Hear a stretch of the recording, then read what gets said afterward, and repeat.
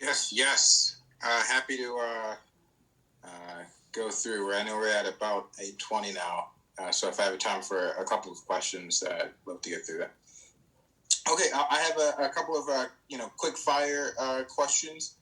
You may say pass if you do not have an answer for it to give us time. So I'll give you 1 minute to answer. We'll start on this one with Eduardo, Deputy Clerk Gomez.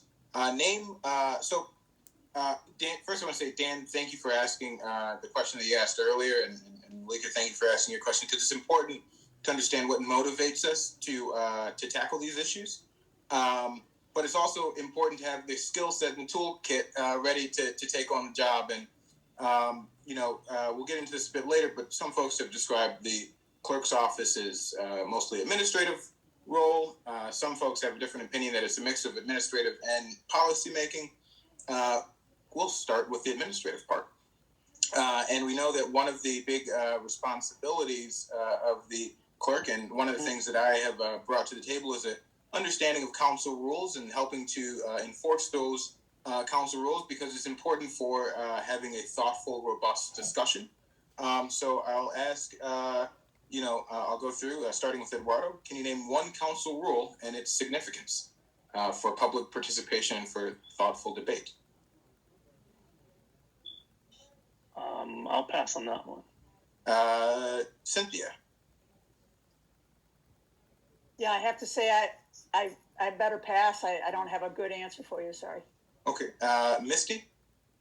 So I think special orders of business, when they're brought forward for action on the first time, they stifle deliberation. They also harm the public's understanding of participating. When an item is brought for introduction, that a lot of times makes people alert. We have a week or two to gather information, and then we can come back with really thoughtful answers.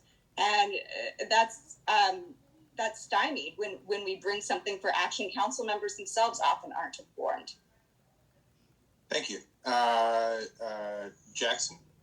I couldn't give you the number, but I do think the 45-minute hard time limit for public comments is something that's stated in council rules, and I don't like the lack of flexibility that gives to actually hear all of the public has to say on days when there might be a very full agenda with a lot of controversial issues.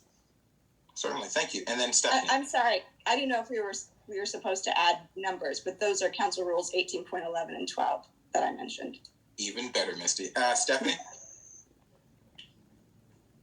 I can't think of any off the top of my head, but I do know that at least the calling of emergency meetings, it's something that I have, oh my gosh, which has more to do with OMA, but that just is something that we really need to see how we use that, especially when we talk about, government transparency, and when we talk about our ability to, collaborate with our city. So I'm glad I made Misty laugh. Thank you.